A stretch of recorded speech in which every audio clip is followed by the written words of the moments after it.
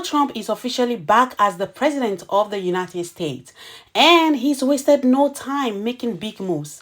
On his first day in office, he signed numerous executive orders, over 200, and many of them are already sparking debate and lawsuits across the country. Hello everyone, welcome back to Explore with Sue. Before we dive into today's news, let's give a big shout out to Nathaniel Bassey, who attended the inauguration breakfast ceremony, and Pastor Kumoyi, who was invited to lead the prayer convocation. What an honor for them. Now, let's get into the shocking policies that Trump signed on his first day back in office. These decisions are already shaking things up, especially for immigrants and their families. So if you are in America or have loved ones there, this video is just for you. It's important that you check up on them to make sure that they are not panicking. Okay, first up, Trump declared a national emergency at the US-Mexico border. This allows immigration authorities to carry out aggressive enforcement actions, including deporting individuals who entered the US illegally or overstayed their visas. Now, let's break this down. This policy doesn't just target people crossing the border without documentation. It also includes those who came legally, maybe on a student visa or visitor's visa, but have overstayed and are now considered illegal. Okay, hold on. Let's think about this. That's a little bit harsh, right? What do you guys think? So if somebody is coming to or is entering the USA with an illegal documentation, that is all right. If they are stopped at the border, that's all right. But what about those people who have lived in the USA for a long time and now their visas have expired, or they just cannot get it done or have not done it, depending on one circumstances or the other? What about those people? Are they going to be smuggled out of the country? What about those people who have children there, who are working there? Oh my goodness, this is going to be a lot of panic for them. But if you think about it, I don't think that Trump is actually just going to smuggle these people out, because there should be a reason and there should be a way forward for them. If you think about it, I think the US way of giving visa is quite very relaxed, because actually you could be in your country, apply for visa, and they give you 5 years, whereas in the UK they will probably give you 6 months or even or a year. So 5 years is a long time for somebody to be able to apply for a citizenship or a green card or a stay. Do you understand? So I don't think that he's just going to smuggle those people out like that. There should be a different route for them. Okay, let's get on, guys. So to make things even more intense, enforcement actions can now happen near schools, churches, and hospitals. So if you know anyone who doesn't have their documents in order, check on them, guys. They are going to need all the support they can get. They might be feeling panicky because they do not understand what's going on, or they do not understand this action or others, right? So now, here is one of the most controversial orders among all of it. He is ending birthright citizenship for children born to undocumented parents. Before this order, any child born on US soil automatically became a US citizen, regardless of the parent's immigration status. But starting February 19th, that will no longer be the case. Only children born to at least one US citizen or green card holder will qualify for citizenship. Now, let me explain why this is such a big deal. Historically, birthright citizenship became part of the Constitution after the Civil War as part of the 14th Amendment. This amendment ensured that formerly enslaved Africans and their children could finally have equal rights, including citizenship. But now, with this new executive order, Trump is overturning decades of legal precedents. And some people agree with this move, arguing that it stops people from taking advantage of the system. But others are outraged, saying it's a violation of the constitutional rights. In fact, 22 states, or even more by now, have already filed lawsuits against the other, arguing that it's unconstitutional. My besties, if you live in the States or any part of the world and you have friends, families living in US, what do you think about this order? Please comment down below the comment section and let us know.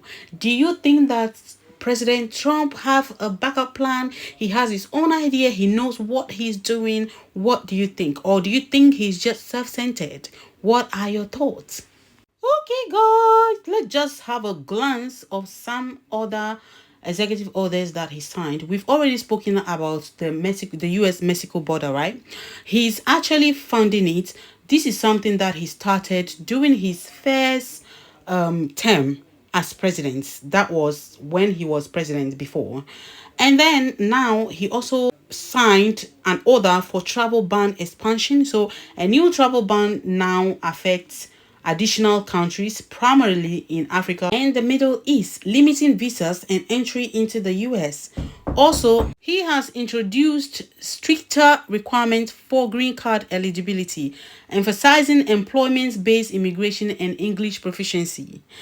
And last but not the least, immigration enforcement agencies have been redirected to increase workplace inspections, targeting undocumented workers and employers who hire them, which is closer to the UK's policy now that if any employer hires somebody who hasn't got documents, they face the full law and charges and wrath of the law. Does that even make sense? So it is obvious that these actions will have a ripple effect on millions of lives. If you or someone you know could be impacted, now is the time to be prepared.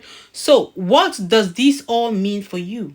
First, if you are an immigrant in the US, it's critical to stay informed about your rights. Secondly, if you are eligible for any legal status, whether it's a green card, work visa, or citizenship, don't wait until the 19th of Feb. Start the process now. And remember, while these changes are alarming, many of them will face legal challenges.